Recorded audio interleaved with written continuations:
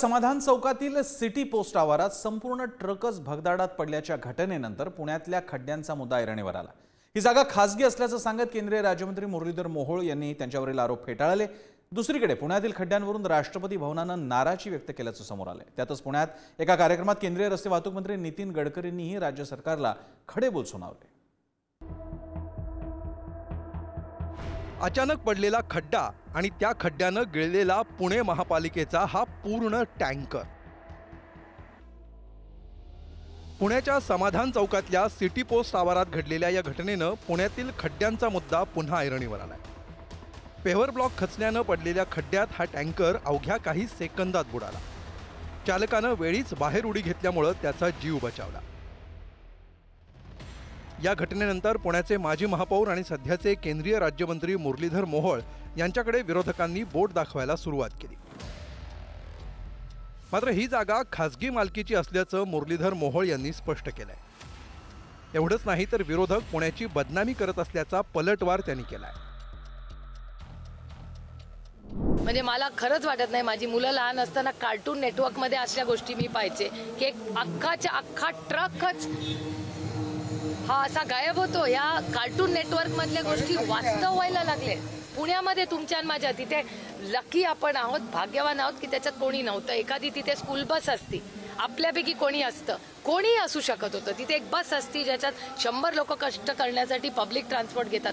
काय केलं असतं, त्याला जबाबदार कोण आहे याची इन्क्वायरी झाली पाहिजे। काय सार्वजनिक रस्ता नव्हता, तो कुठलाही रस्ता, ते पोस्ट ऑफिसची खाजगी जागा होती आणि त्याच्यामध्ये त्या ड्रेनेज लाईनचं काम करण्यासाठी जेटिंग मशीन आतमध्ये गेली होती। प्रिमायसेसमध्ये 4 भिंतीच्या आतमधला झालेला तो प्रकार होता, पण त्याला स्वरूप असं दिलं गेलं की काही लोकांनी तर सुपारी घेतली। काय झालं की शहराची बदनामी करायची। पुणेकरांना गणेशोत्सवही खड्डेयुक्त रस्त्यातूनच साजरा करावा लागला। आता पंतप्रधानांच्या 27 सप्टेंबरच्या दौऱ्यापूर्वी तरी खड्डे बुजणार का असा सवाल विचारण्यात येतोय। पावसाळ्यात एका आठवड्यात पुण्यातील सगळे खड्डे बुजवले जातील असं सांगून अनेक दिवस झाले, पण तो आठवडा अजूनही उजाडलेला नाही। त्यात म्हटलंय की पंतप्रधान नरेंद्र मोदी 27 सप्टेंबरच्या पुणे दौऱ्याच्या अनुषंगानं आयोजित बैठकीत राष्ट्रपतींच्या दौऱ्यात रस्त्यांवरील खड्ड्यांबाबत नाराजी व्यक्त झाली होती। म्हणून पंतप्रधानांच्या दौऱ्यासाठी VIP मार्ग आणि मेट्रोच्या कामाच्या ठिकाणांवरील रस्ते दुरुस्त करण्याची विनंती करण्यात आली। त्यातून सिद्ध होतंय की खड्डे अजूनही बुजवले गेलेले नाही असा दावा माहिती अधिकार कार्यकर्ते विजय कुंभार यांनी केलाय।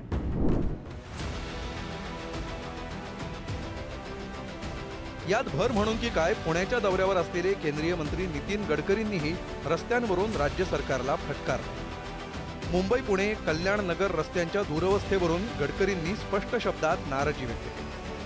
3 महिन्यात रस्ते दुरुस्त करा, अन्यथा ते रस्ते राज्य सरकारकडून ताब्यात घेतो असा अल्टिमेटम त्यांनी केला।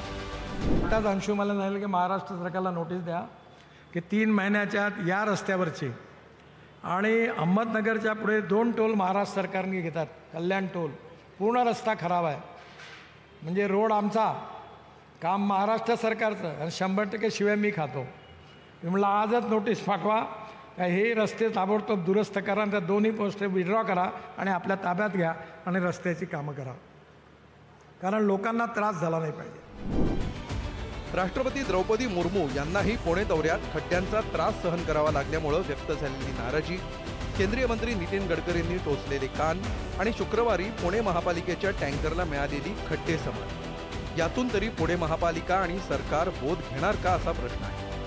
पंतप्रधानांच्या पुढच्या आठवड्याच्या दौऱ्यापूर्वी पुणेकरांचा खड्ड्यांचा प्रश्न मिटणार का हे पाहावं लागणार आहे। बालाजी पोद्दार, पुढारी न्यूज, पुणे।